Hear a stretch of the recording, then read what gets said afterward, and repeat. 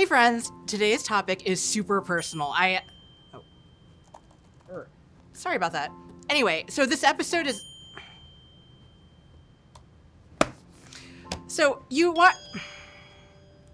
Leave me alone!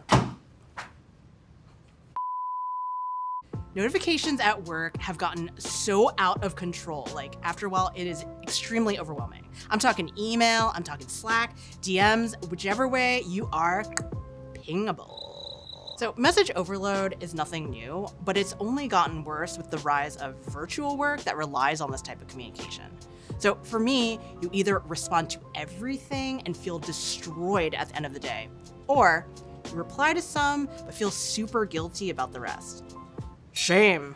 So I found some things that have helped me, which I'll share in this video, but I still have questions. How do you avoid getting burned out by work messages? What are things I can do to set boundaries? And ultimately, how do I create a healthier relationship with my inbox?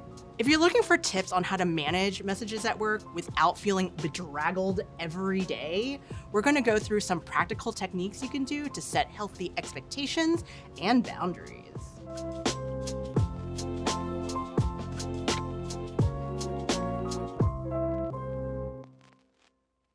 We get notifications and pings and, something is unread. It starts to drive us crazy. The notion of FOMO and, just everything that was happening. I think I was maybe experiencing it before many people and felt the need to write about it and I suppose to serve as a bit of a cautionary tale. That's Daniel Sieberg. He's the Director of Innovation Marketing at Moody's Corporation, co-founder of Good Trust, and has deep roots in tech and science journalism. He's also the author of The Digital Diet, which was published in 2011, but even back then dealt with tech addiction and message overload. At the time, Christine, I think it was driven by almost an intervention that was happening around me. People were concerned about the way that I would say, mismanaging my relationship with technology. And so I started by writing a blog. It's definitely a self-help experience. Say you get a message from work. The urge kicks in to respond immediately. Like, the clock is ticking. You don't want to leave them hanging. But how much of that urgency is just in your head? Daniel recommends flipping the script and mentally recalibrating the sender's expectations. I would message people or email them or, ping them somehow. I think to myself, am I expecting that they respond to me right away? No. Generally speaking, my assumption is they're busy, they're doing something, they'll get back to me when they can, and I try not to take it personally. So flip that logic around back to you. If someone has sent you a message, they're off to the next thing. Get back to them when you reasonably can, but the default doesn't have to be literally ASAP. Give yourself the grace of time. This might seem obvious, but if you haven't already explored the pause and focus features of your messaging devices and software, now might be the time. Pause notifications within Slack pretty easily, although I'm still struck by how many people haven't seen that. Make it clear in a respectful way that you are unavailable. You can even set your status like, I'm busy in a meeting, doing deep work, or even filming a little video, if you feel the need to explain why you're not responding. At the end of the day, you're protecting your time. You have some control over that, and if that's really what you need, then set it without judgment, without guilt, without thinking, I'm not taking care of everything else, because for you, that's what's important. So far, we've covered some tips on how to manage the message overload, but ultimately, you want to do as much as you can to stop it at the source. So here's how to set boundaries, ideally when you're early in a new role. It can involve things like sitting down with your manager or your boss and just setting the right expectations, even asking them some questions. When should I think of you as available or not available? Maybe open it that way to kind of learn a little bit about the demands on their time. Hopefully that creates a natural segue for you to share your time commitments and things that will affect your work schedule. Caring for a family member, recurring appointments, whatever. Be clear, be as honest as you are comfortable, and start to build that trust and empathy in your working relationship. It's not easy to have those conversations sometimes. It might feel like you're, not the person who's always available and I can do anything and don't worry if the meeting's late and all the rest of it. But I think the more that you can kind of establish that in the beginning, the more respect you're going to get from your boss and from your peers. They're going to say, hey, you have a life, like we get it. And so do I, and we should all just admit that and find the best ways to do the best work. Ooh, out of office. So in addition to letting people know your day-to-day work schedule, it is absolutely crucial to set expectations when you're taking time off, because vacation should be vacation. An example might be to set up an out-of-office notification that says, not only am I out of the office for the next week, but I won't be checking my email when I get back.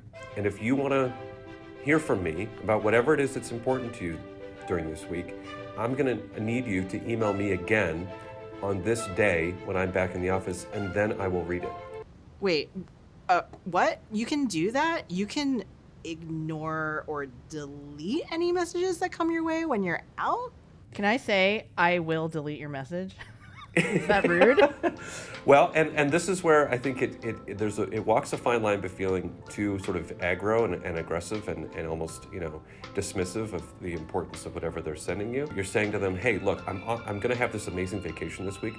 I hope you understand that I just really need this time. When I come back, though, can't wait to hear from you. All I'm asking is you maybe just make a calendar notification and remember to send this to me, on this day. That's all. Right? Just something fairly basic like that. If you try this technique, please comment. I'm so fascinated.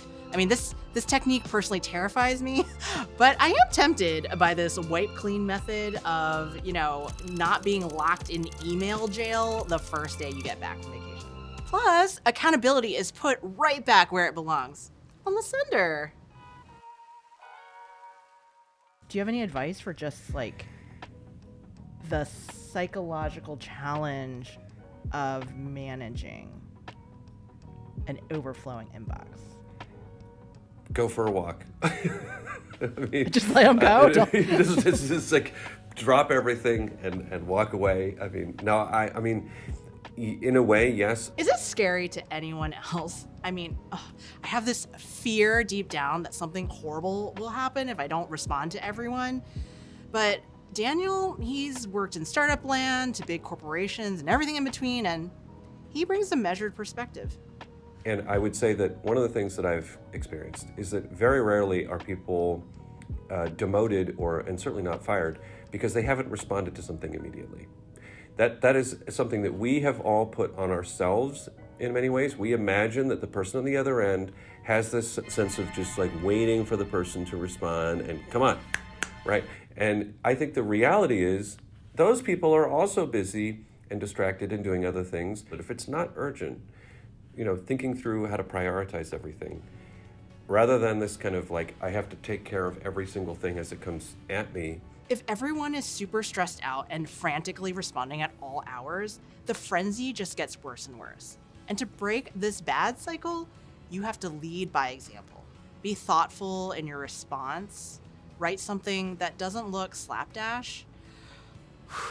Introduce calm back into the process.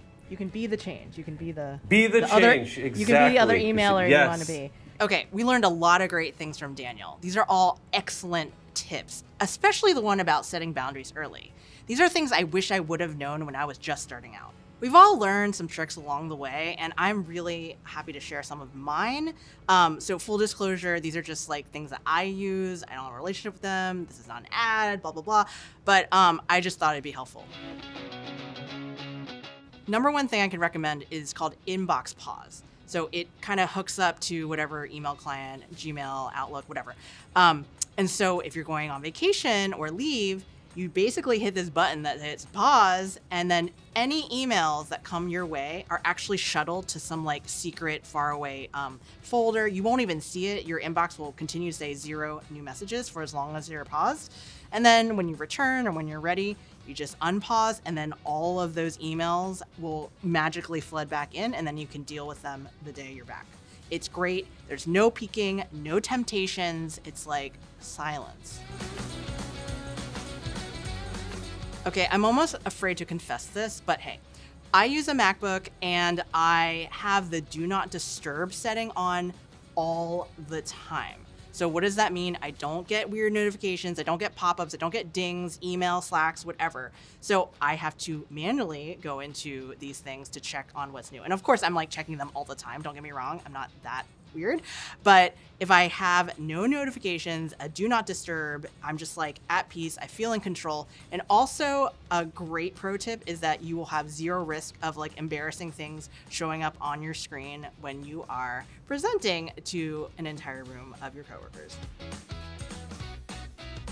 So sending and scheduling messages later is just so easy and so simple. And pretty much every messaging service does this. It's just a matter of choosing to do this. So I love it because one, you kind of set and respect other people's boundaries and hopefully they feel respected and they'll do the same for you. So if you're late at night or working off hours, whatever, and you don't want to forget it, you can just schedule it. You can do this with email. You can do this with Slack. You can even do it for text messages, which changed my life when I learned about it. I know this sounds like a lot of work, but trust me, it's worth it. Sometimes it takes feeling so overwhelmed that you just have to do something about it. On the other hand, if we're all going to walk the walk a little bit in terms of how we best manage our technology, some of it is getting ahead of that feeling. And rather than waiting until burnout or exhaustion and just feeling like this is all happening too much too fast, taking advantage of all of these ways to set some limits and some boundaries and say to yourself, I'm just going to implement these few things and see how